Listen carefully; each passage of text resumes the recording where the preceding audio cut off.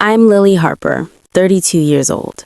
2 months ago, on Thanksgiving night, in front of 30 relatives, my parents presented my sister with a $13,000 cruise package and handed me a crumpled $2 lottery ticket, their smiles laced with mockery. "This is all that's appropriate for your situation, Lily," my mother said. Her voice rang through the dining room, clear enough for everyone to hear. They all laughed. None of them realized that small ticket would upend everything. $100 million jackpot alters everything, but not in the ways most people imagine. Before I share the rest of this story, if it draws you in, please take a second to like and subscribe, but only if you truly want to stay for the journey. And drop a comment.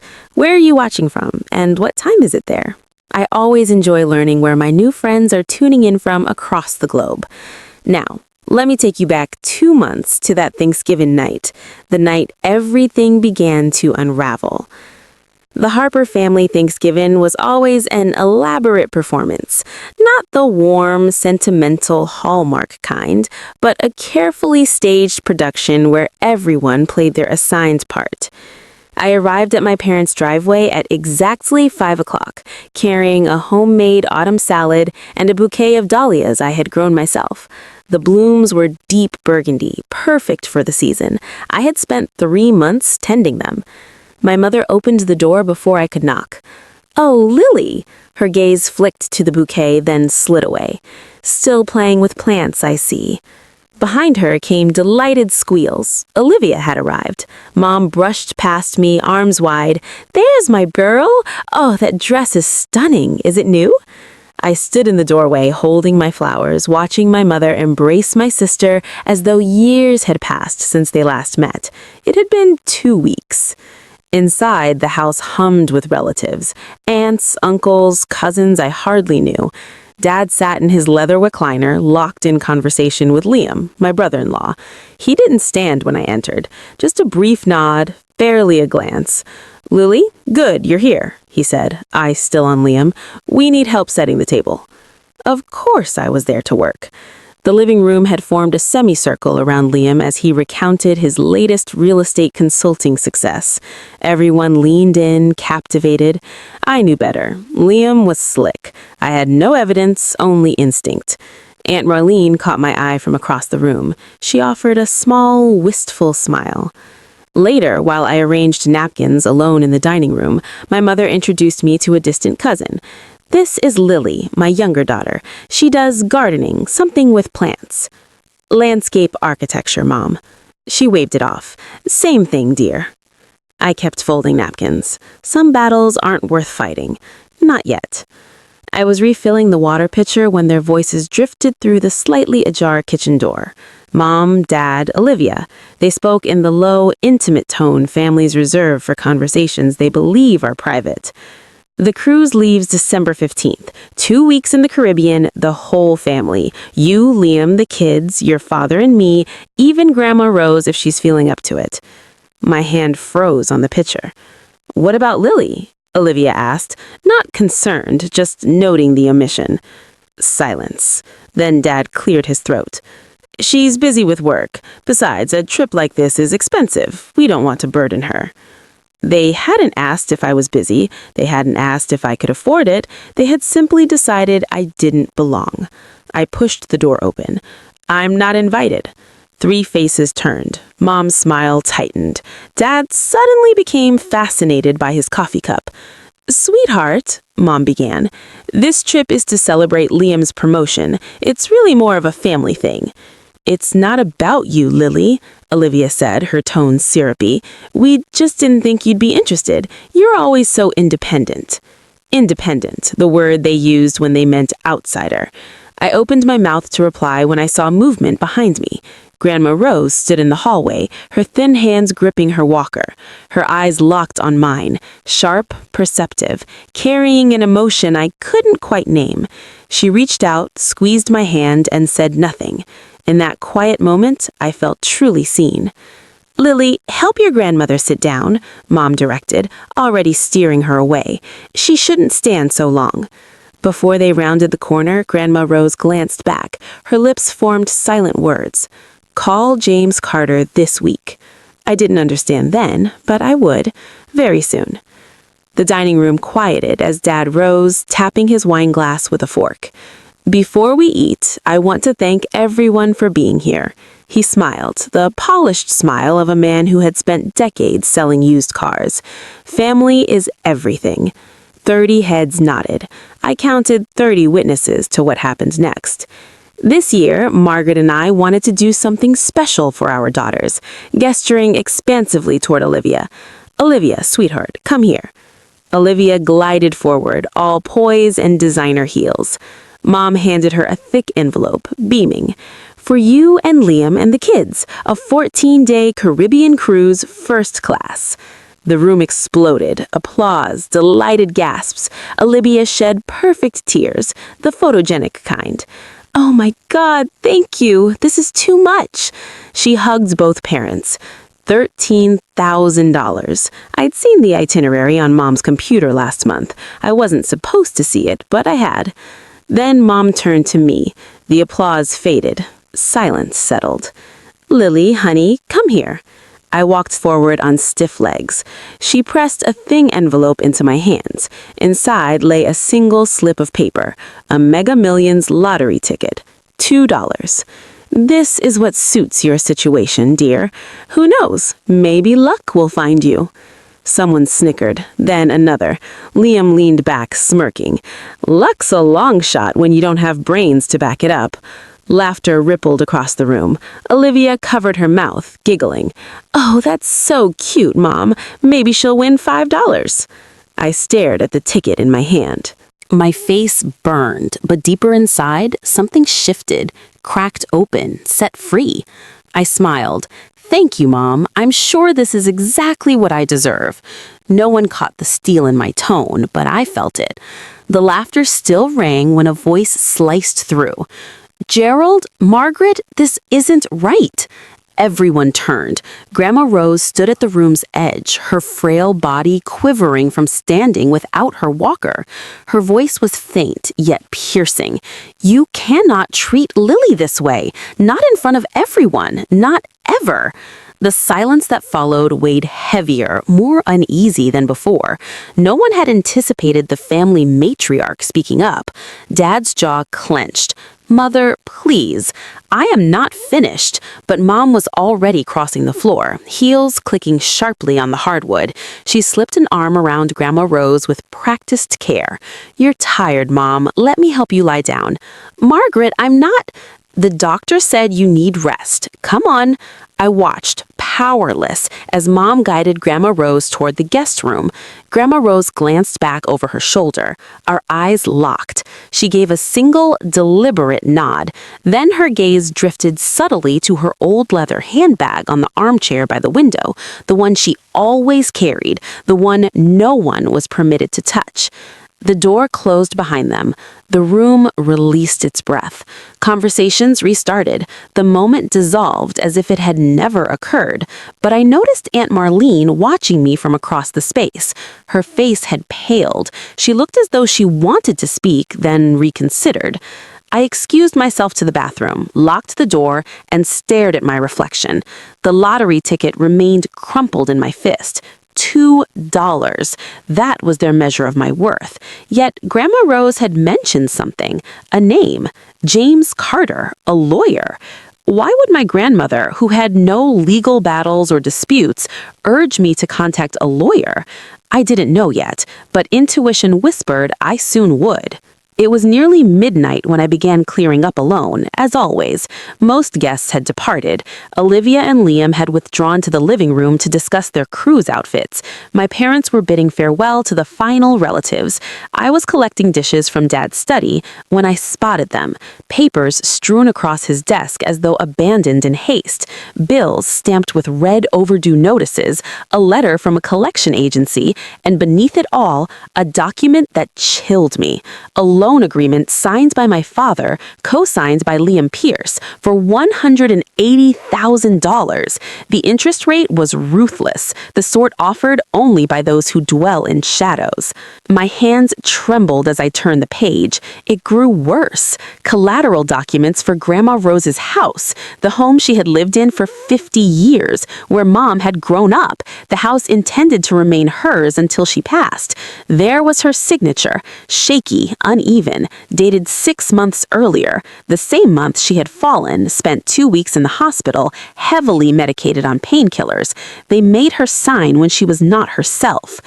I pulled out my phone. My heart hammered so fiercely I heard it in my ears. I photographed every page. I had no plan for the images yet, but clarity arrived. The favoritism was not rooted in love. It was not merely Olivia as the golden child. I was the threat, the one who might question, who might notice inconsistencies. They required me diminished, silent, unseen. That was why I received a $2 lottery ticket. I slipped out the back door, photos secured, mind racing. For the first time in my life, I refused to remain quiet. 1 week after Thanksgiving, I called Aunt Marlene. She answered on the second ring. "Lily? Aunt Marlene, I need to ask you something." "What is it, honey?" "Is Dad in serious debt?" Silence, long, laden. "You know something, don't you?" I pressed. "How did you find out?" "I saw papers at the house, a loan agreement with Liam." "Lily," her voice fell to a whisper, "don't discuss this on the phone." "Why not?" "Because there are things you don't know yet, about Liam, about your father." My grip tightened on the phone. "What things?" "Not here, not like this. Meet me Saturday, the coffee shop on Elm Street, 2 o'clock. "Aunt Marlene, please." "And Lily," she paused, "don't trust anything Liam tells you. He's not who he pretends to be." The line went dead. I sat in my apartment staring at the lottery ticket on my kitchen counter. I'd forgotten it since Thanksgiving, crumpled, overlooked, like me. Perhaps it was time to check the numbers. I opened the Mega Millions app, entered the digits, watched the loading wheel turn. The first number matched. My heart skipped. The second matched. Breathing stopped. Third, fourth, fifth, all 6. I refreshed. Same result, same outcome. $100 million. I didn't scream, I didn't cry. I sat motionless for what felt like hours. Then I did the obvious first step. I searched, lottery winner, what to do first. And then I recalled Grandma Rose's words, James Carter, a lawyer. Why would my grandmother, who had no legal battles or disputes, urge me to contact a lawyer? I didn't know yet, but intuition whispered I soon would. I told no one, not a single person. For 3 days, I moved through my routine like a ghost in human form, went to work, answered emails, smiled at clients, all while carrying a 9-figure secret. Each time my phone buzzed with a message from Mom or Olivia, I felt nothing. The balance that would soon appear in my account would dwarf anything they could fathom. But that wasn't what consumed me. It was the power, not over them, but over myself. For 32 years, I'd been the invisible one, the afterthought, the gardener. Now I had choices they could not revoke. I didn't call my parents, I didn't call Olivia, I didn't post on social media, buy a luxury car, or do any of the things lottery winners are expected to do. Instead, I called James Carter. "Miss Harper," his voice was warm yet professional, "your grandmother said you might reach out. She told me to call you. I don't know why. Perhaps you should come to my office. There are matters we need to discuss about the lottery." A pause. "You've won something. $100 million. Another pause, longer this time. "Then we definitely need to talk.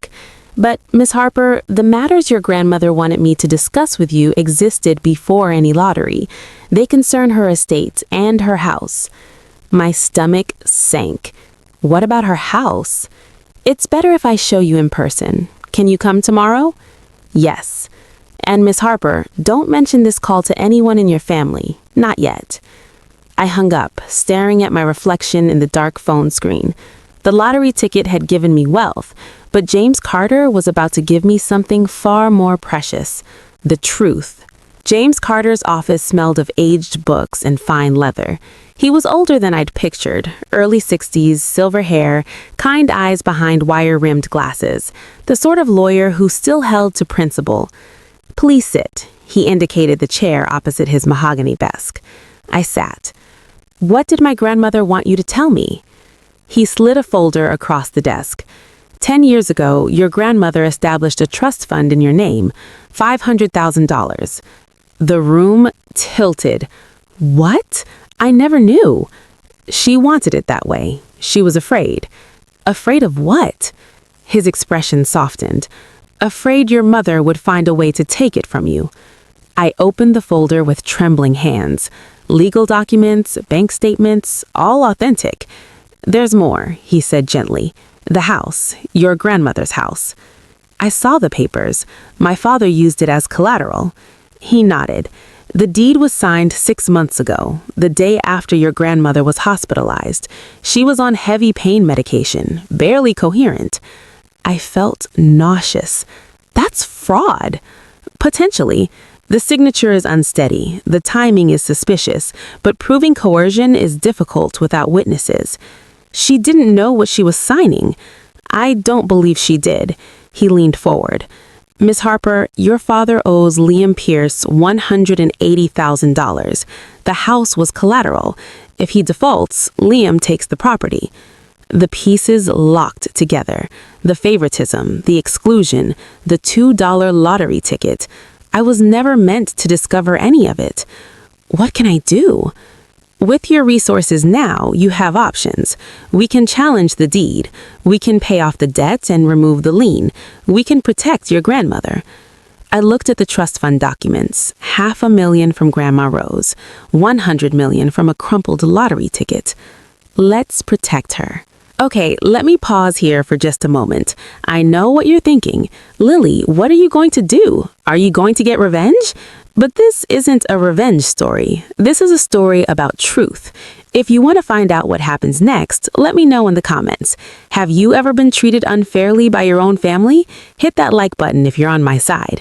Now, let me tell you what Aunt Wileen revealed. The coffee shop was nearly empty when Aunt Marlene arrived. She looked different than at Thanksgiving, older somehow, worn. She slid into the booth across from me, clutching her purse like a shield. "Thank you for meeting me," I said. I should have spoken up years ago, but Margaret, you know how she is. "Tell me about Liam."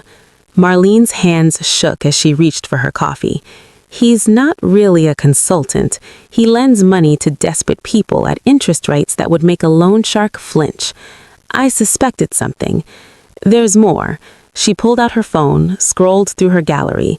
2 months ago, at your parents' anniversary party, Liam left his phone unlocked on the counter. I wasn't snooping, I was just looking for mine. She turned the screen toward me. Text messages between Liam and Diana. The words were explicit, intimate, and devastating. "Can't wait until this is over. Once the house deal closes, I'm out." What about Olivia? She served her purpose. Divorce papers are already drafted. I stared at the screen. He's cheating on her. For 8 months, Diana is his assistant. Marlene's eyes filled. I wanted to tell Olivia, but I was afraid. Liam, he's not someone you cross. Does Olivia know? I don't think so. She's so wrapped up in being the perfect wife, the perfect daughter. She doesn't see what's right in front of her. I sat back, processing. My sister wasn't my enemy. She was another victim. She just didn't know it yet. "Thank you, Aunt Marlene." I reached across the table and squeezed her hand. "You did the right thing." She wiped her eyes. "I'm sorry I waited so long, Lily. I'm so sorry." "It's not too late. Not yet." The nursing home smelled of antiseptic and wilting flowers. Grandma Rose's room was small but bright, with windows over the garden that desperately needed professional care. My professional care. She looked smaller than I remembered, more fragile. But when I walked in, her eyes sparked with the same sharpness I'd always known. "Lily," she reached for my hand. "You came?" Of course I came. I pulled a chair close to her bed. "Grandma, I spoke to James Carter." Her grip tightened. "Good. He's a good man." Why didn't you tell me about the trust? Because your mother would have found a way to take it. Her voice stayed firm, despite its frailty. You were the only one who never asked me for anything, never expected anything. That's how I knew you were the one who deserved it. Tears stung my eyes. Grandma and the house, she continued. They made me sign papers. I don't remember it clearly. Everything was foggy. I was in pain. I know. James explained. We're going to fix it. She studied my face. There's something else, something you're not telling me. I hesitated. Then I told her about the lottery, the 100 million, the ticket her own daughter had given me as a joke.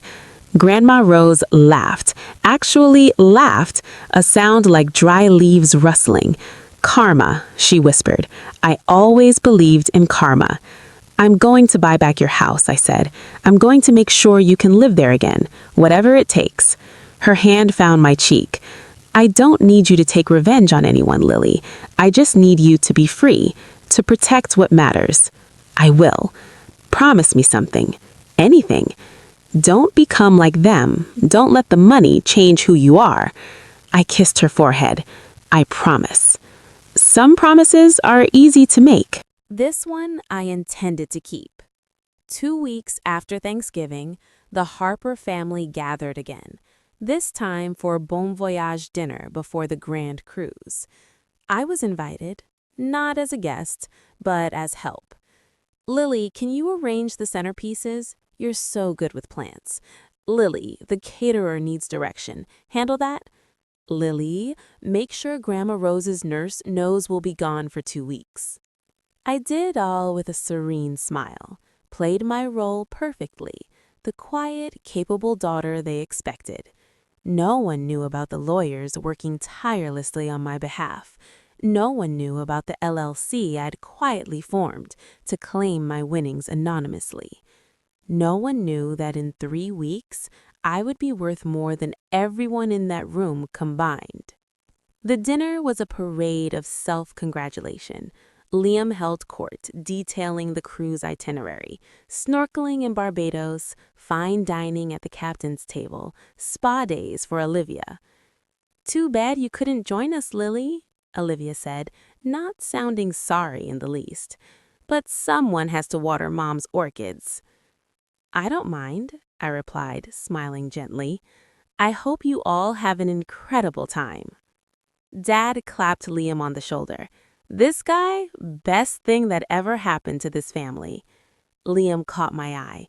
His smile never reached his pupils. Cold, calculating, like he was sizing up collateral. Hey, Lily, he leaned closer, voice thick with condescension.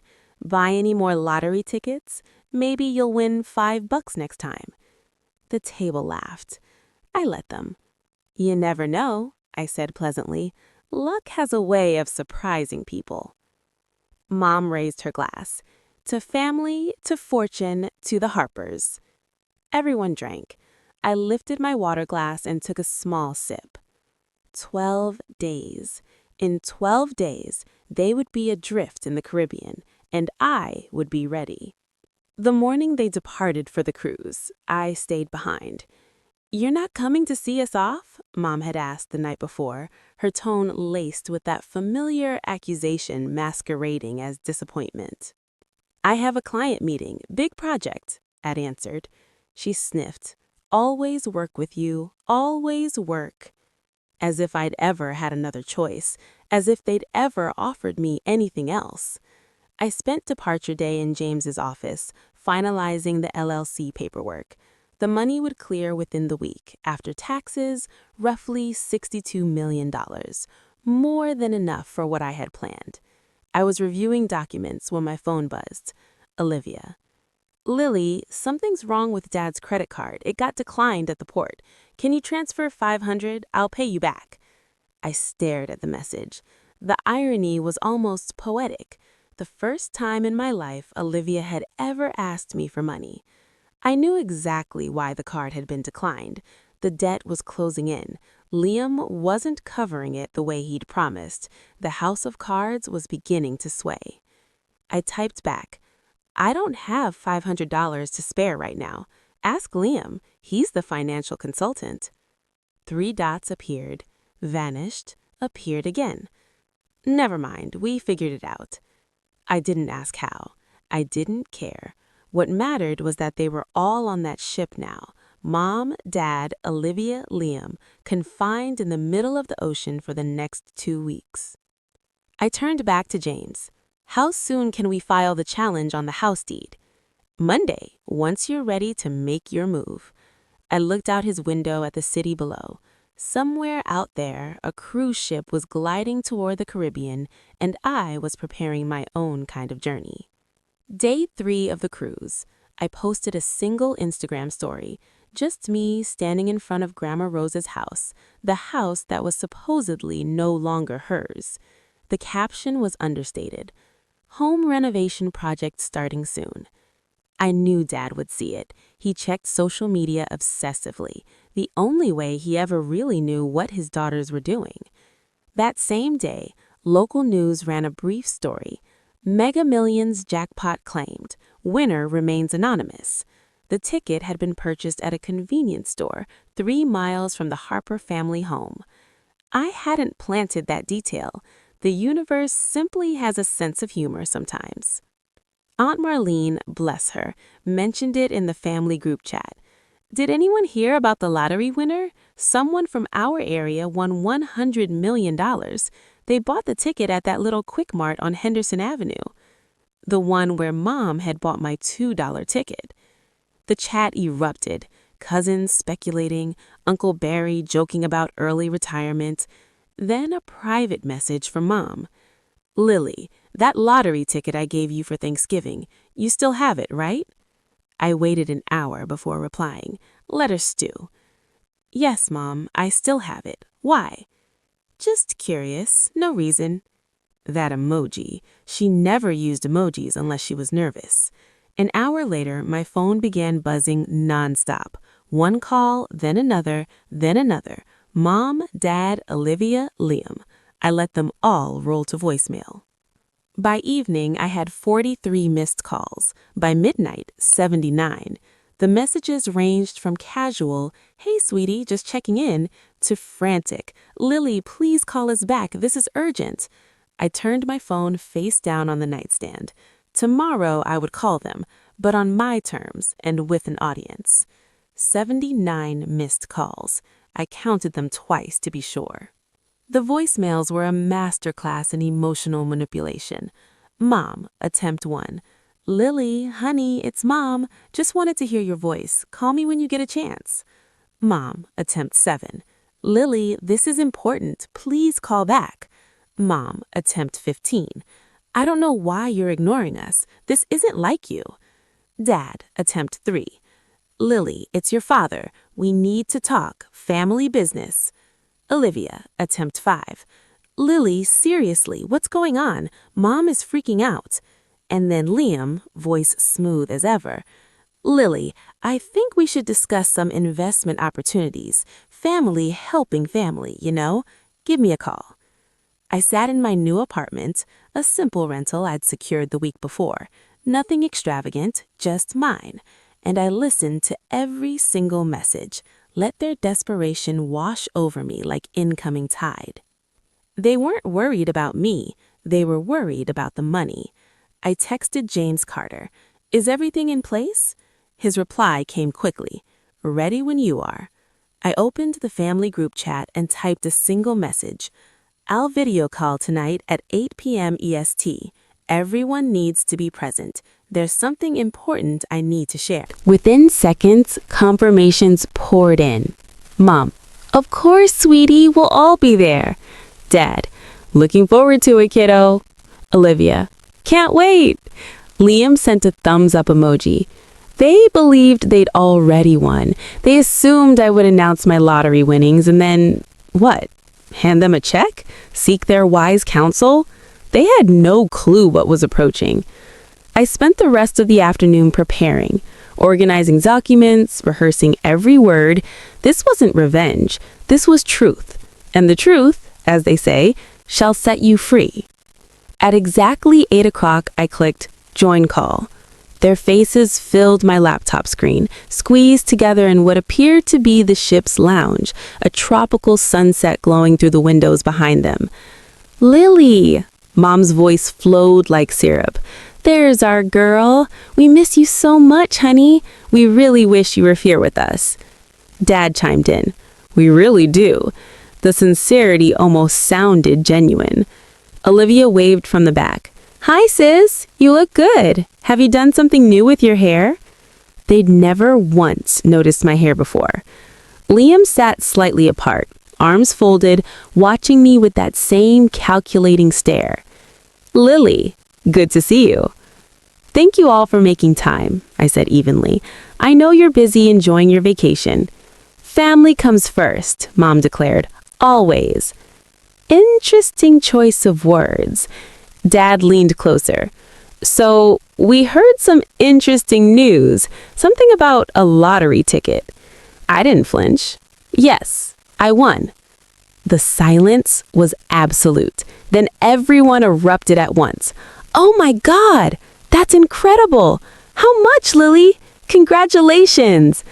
I let them run out of steam. When the noise faded, I continued. $100 million. Mom's hand flew to her chest. Dad's mouth opened and closed like a landed fish. Olivia looked ready to collapse. Liam recovered fastest.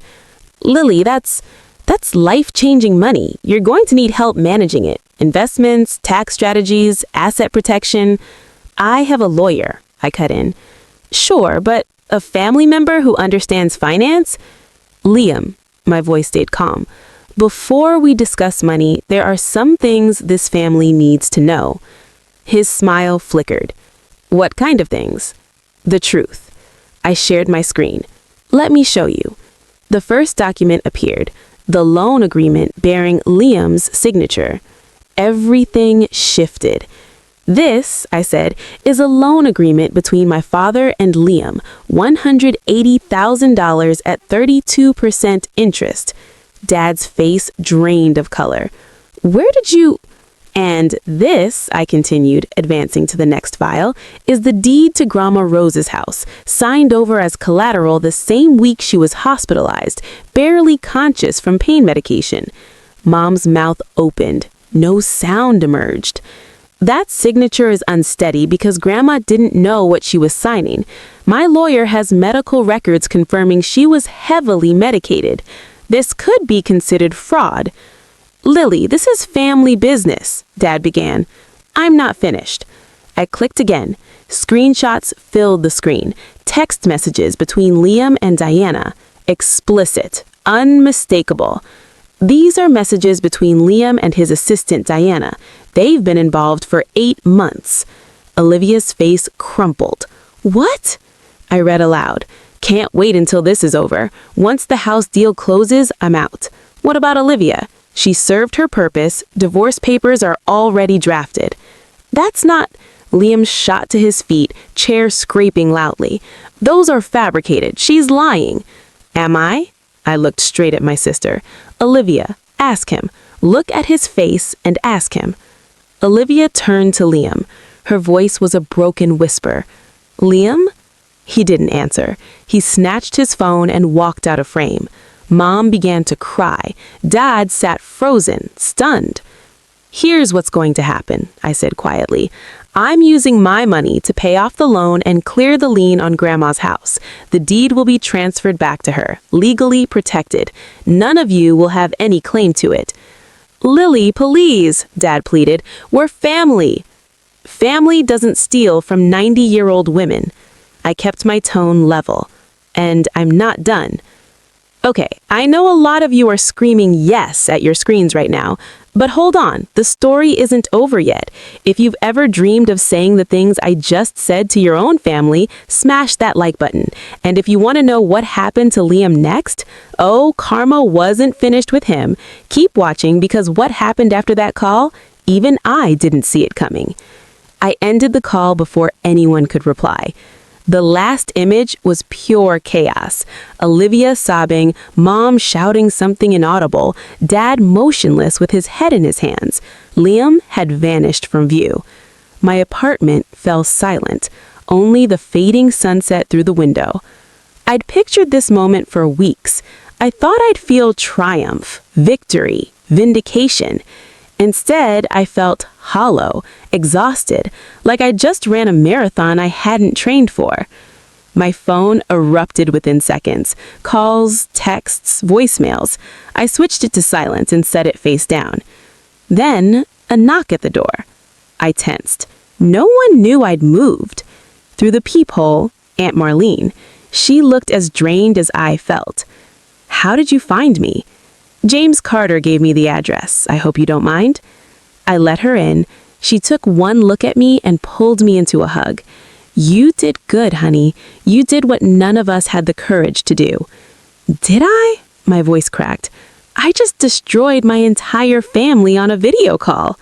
"No," she drew back, hands on my shoulders. "They destroyed themselves years ago. You just turned on the lights." My phone buzzed. A text from Olivia. "I didn't know about Liam. I swear I didn't know. I'm so sorry about everything. I need some time to think, but I'm sorry."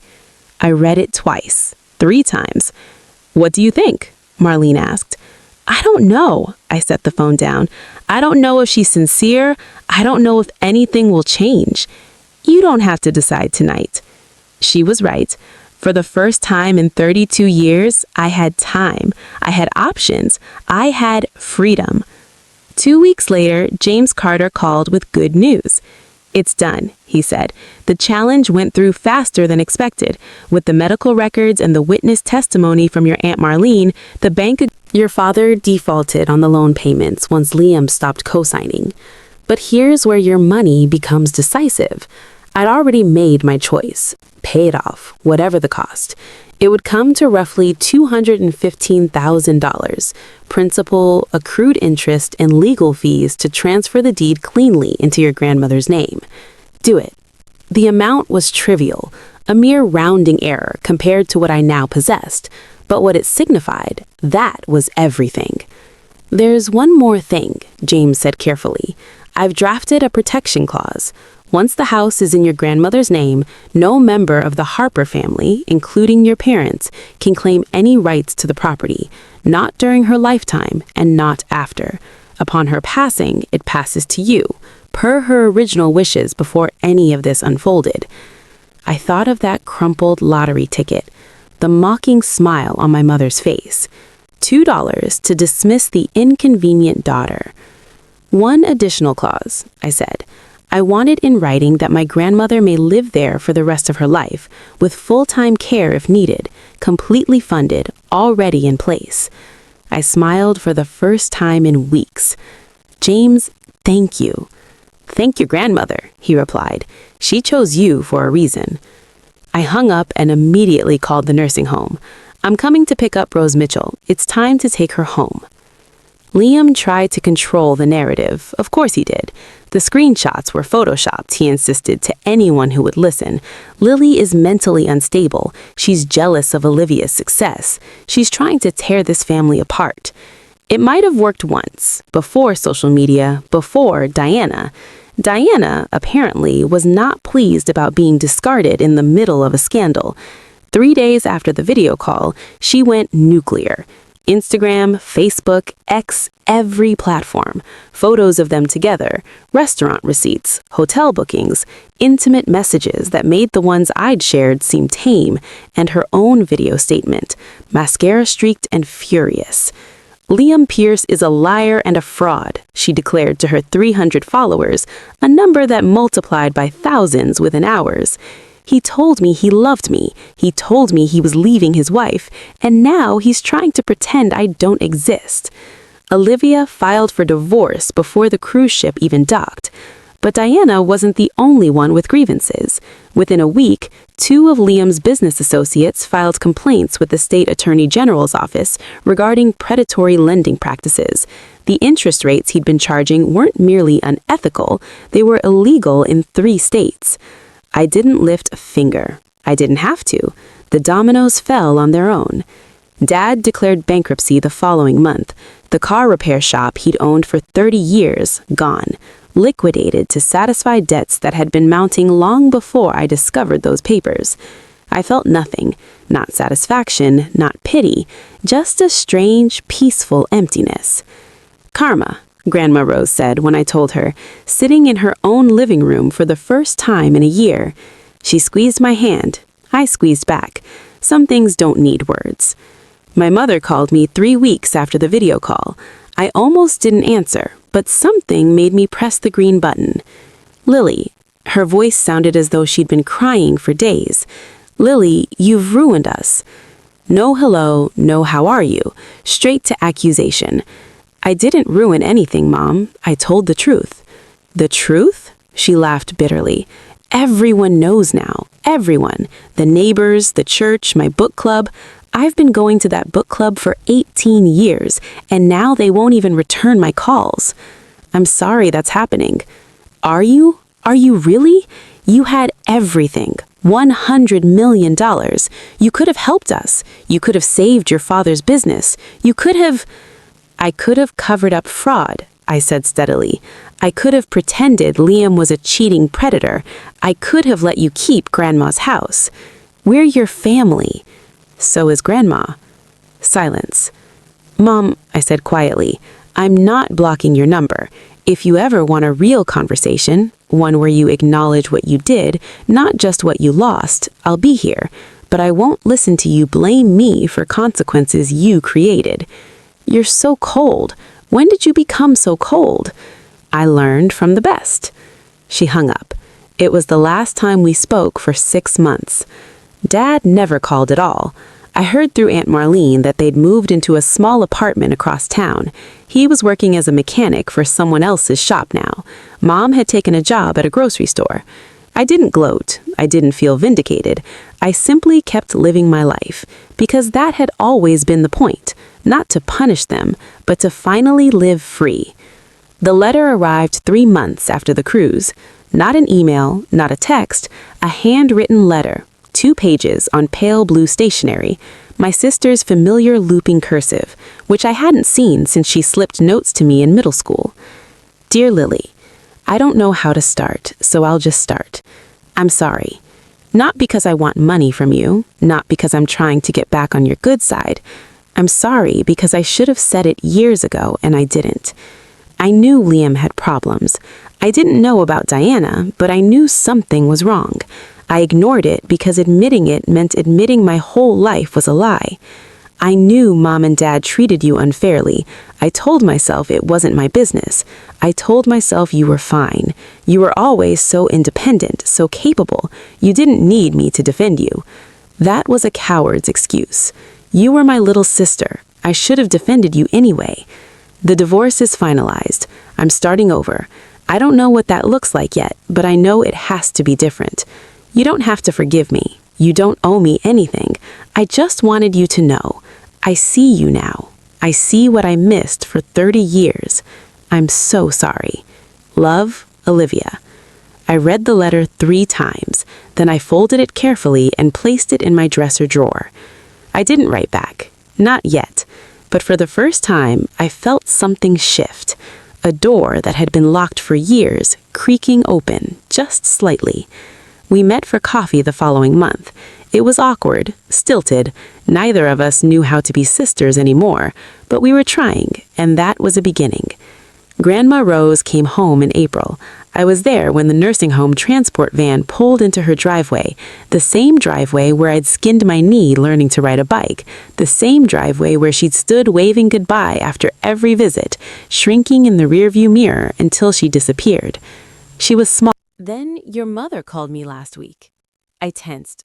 What did she say?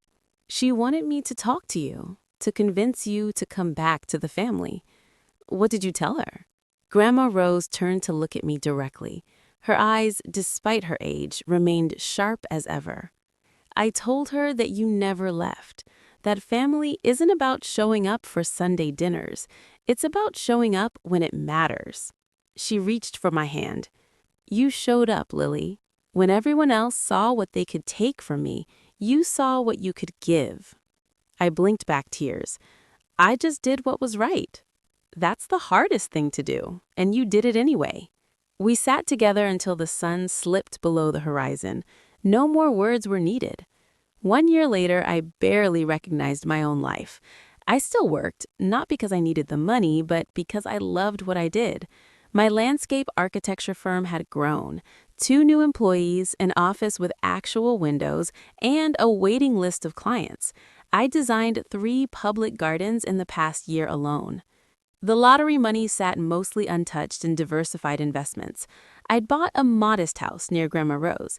Nothing extravagant, just enough space for me and the dog I'd finally adopted, a rescue mutt named Clover, who loved to dig in my test gardens. The foundation was my real legacy.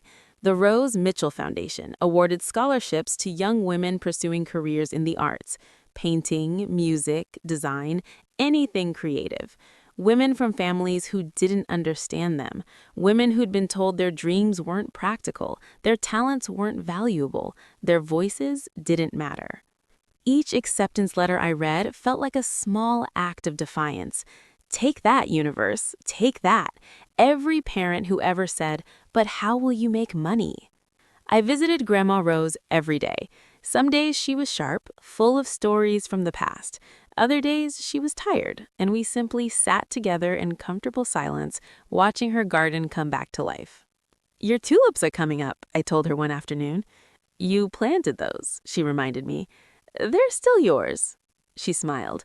"Everything good I have is because I shared it with people who appreciated it. Remember that." I would. I was living proof of it. The money didn't make me happy. It gave me options, freedom from other people's expectations, room to breathe.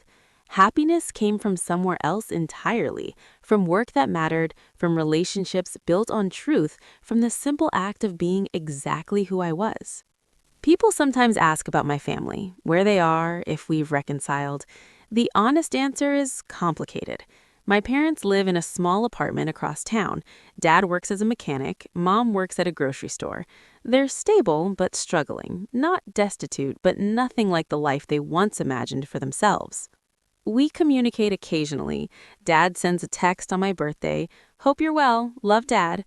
I reply, "Thank you, hope you're well too." That's the extent of it.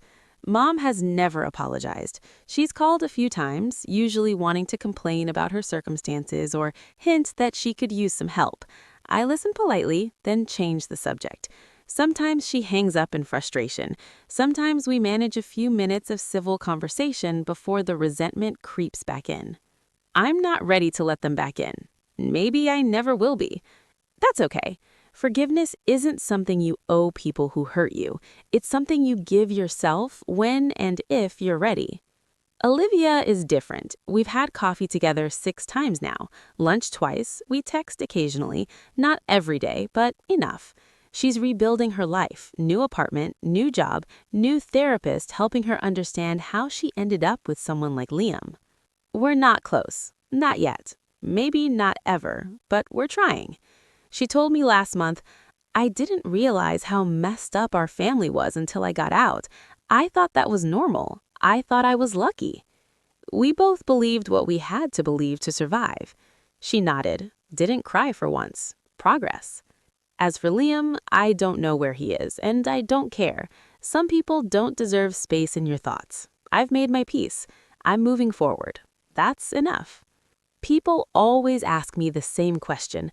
Did $100 million change your life? The answer surprises them. No, not really. What changed my life was a moment, a single crystallizing moment when I realized I had spent 32 years waiting for people to see my value, and they never would. Not because I wasn't valuable, but because they weren't looking. The lottery ticket was a gift, not because of what it was worth, but because of what it revealed.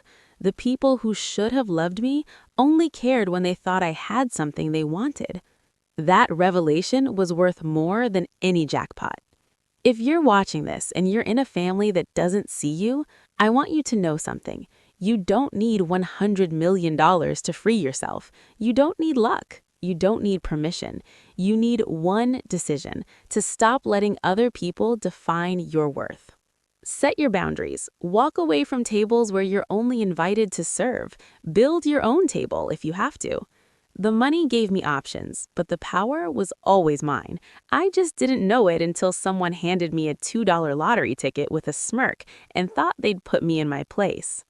They put me in my place all right, just not the one they expected. I'm Lily Harper, 32 years old, landscape architect, dog mom, granddaughter, philanthropist, and most importantly, a woman who finally chose herself. That's the real jackpot. Thanks for listening to my story. If you've been through something similar, drop your story in the comments. I read every single one, and I want to hear from you. Like and subscribe if this resonated with you, and check the description for more stories like this one. Until next time, know your worth and don't let anyone hand you less. Thank you so much for staying with me until the end of this journey. If you've ever felt invisible in your own family, I see you. Drop your story in the comments. I read every single one, and I want to hear from you. If this video touched you, please like and subscribe to support the channel, and check the description for the next story. It's waiting for you.